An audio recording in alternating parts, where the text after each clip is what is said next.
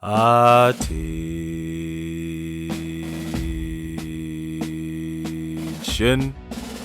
You are listening to the Pathfinder Guru Podcast. Sharpen your leadership, reach excellence. Faith needs action.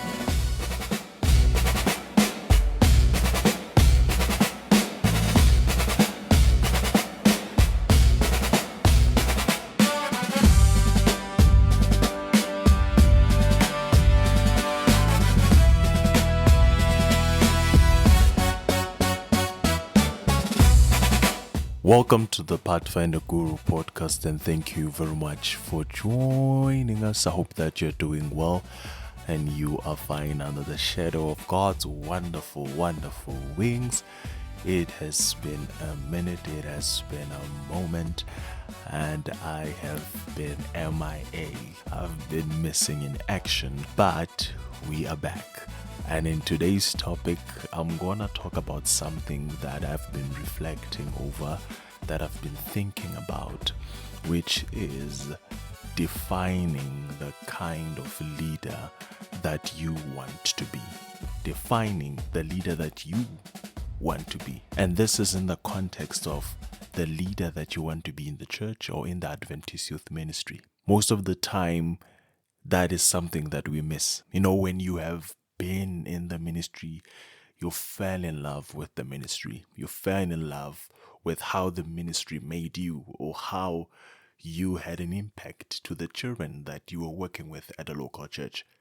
And somewhere between life and a lot of things getting in between that, we get to lose ourselves and lose the focus of, I really love this children. I really love this ministry. And today I want us to talk about it. And I want us to start with this. Define the authentic leadership. Embrace your uniqueness, your personality, your spiritual gifts with intention. Once you recognize that part of you, you get to have a sense of direction. You know, we are all unique and we have different types of leadership. We have different ways we teach, different ways we do things. For example, I know myself is that once you invite me to plan an event or to do something, I put myself into the shoes of a Pathfinder. I ask myself, will I really enjoy this?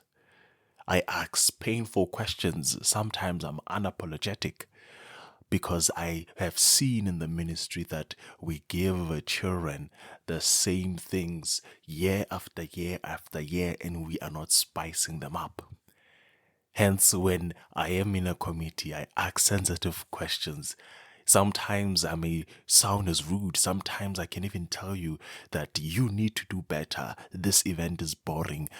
Let us think outside of the box. And to some people who do not understand that, may sometimes be defensive, but at the end of the day, I understand that this ministry is for the children that we have. And some of them, we are losing them on social media. And I've seen how social media is. And once we plan events for them, we need to make it as engaging, matching the standard, even surpassing the standard, so that they see how nice it is to be in God's presence. You need to recognize the effective leadership looks differently for everyone. Hence, I look within myself and I say, no, this is not the way. And I have found comfort. And in me being like this, it has made me to stop accepting things that are the bare minimum. It has made me not to even accept other roles in the ministry, because I see that this is a role that I will take, and this is the person that I'll be working under. And seeing that this person or this particular goal of this committee won't reach its full potential because of leaders who are self-centered, leaders who are not mission-driven, then I opt out. Because sometimes you'd be the one that has these crazy ideas, but sometimes the execution part is the problem. Hence, you need to understand yourself. because it's not all positions, it's not all things that you need to be involved in. And it has helped me to do things as per my job description. Sometimes earlier in my leadership days, I was just bouncing everywhere like a headless chicken. But I've taught myself, in order for me to be effective, I need to stay within my job description, and that has helped me in the ministry. Whether I'm a club director, fulfill that to the best of your ability so that you see the difference within your club. But now when you're a club director, you want to pursue the area coordinator, you want to do a lot of things, then your mission gets misaligned. I'm not saying don't take up another position. All I'm saying is don't take up too much whereby you find yourself just doing for the sake of doing. We are doing this program because it's part of the year plan, but we have not put thought into it to say, how can we show Pathfinders or adventurers God at their level so that they can forget all the events, they can forget the food, they can forget everything, but they will not forget the lessons that were there. They stay with them. I remember stories that I was taught when I was young. I don't remember what was happening, but because the leaders were planning properly, it made life easy.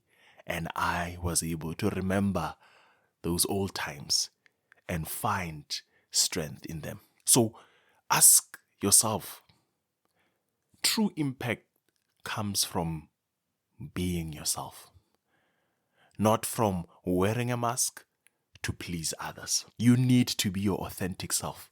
Yes, it may be difficult to find yourself, but trust in your spiritual gifts. And if God has given you something, hold on to it. I know I am extremely good at a lot of things, but I have came up with a way to say, God, let me do what you have assigned me to do as per the role that I've been given. And should you give me something else, then I will take it with full arms. I know each and every position in the Adventist Youth Ministry, whether it's the senior youth, whether it's the junior youth, I know I am going to kill it because I'm a researcher. I am a person that wants to make an impact. And once you are such a person like me, you tend to be a headless chicken. So I've put myself on a chain so that I can impact the most impact where I am. So that when I leave one day and God elevates me somewhere else, then I have left it better than I have found it. Because my philosophy in leadership, it is to lead to leave so that others can leave. That's me. I lead to leave so that other people can lead. Because once you stay too long, you spoil it. But once you are a leader that has that impact that you want to bring, it becomes easier. Then now we move to being self-aware, self-awareness for the ministry. You need to identify both your strong points and areas where you need support. Because you need to learn how to work collaboratively by relying on others' strength. As a leader that has a lot of ideas, a lot of minds, and a lot of things that I can do, I have my limitations. And I know my weaknesses, that sometimes when I love something so much, it takes me time to trust somebody in order to delegate it. Hence, when I'm responsible of a team, I do some sort of, I won't call it tests, but I give certain responsibilities. And based on that, that will open up the trust that I have for you. I've seen it that it will lead me to burnouts. It will lead me to a lot of things that I end up getting tired. I had a lot of things like headache, your dry eyes, because I've been in the computer the whole day trying to read. But if I had delegated some of the work, then I was going to be effective and efficient because I have a team that I work with. Because you need to understand your limitation. Is the first step of becoming a truly supportive and wise, because you become wiser because now you rely on other people's strength. And I've seen it. And God has blessed me with an ability to find people that I work with, whereby as much as I'm delegating work, I'm also pushing or putting just enough pressure so that they can also be good leaders and effective leaders within the ministry. And that's something that I love, because yes, I am a leader rather, that can do a lot.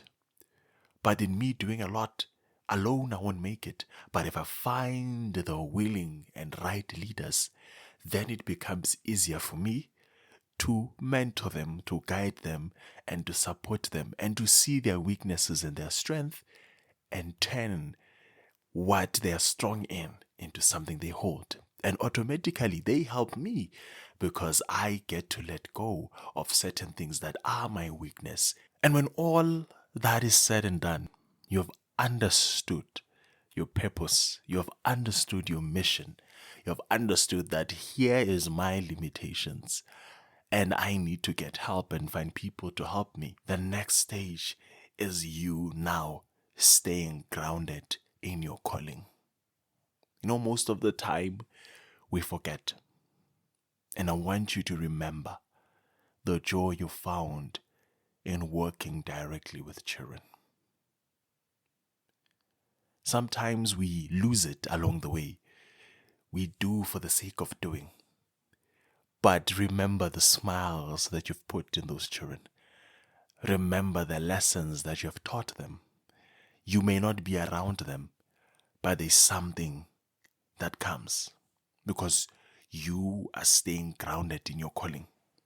And once you stay grounded in your calling, I don't care how high you climb the ladder, how many positions that you will have, whether you're moving from the local church and you're moving into a different game, you will remember who you are.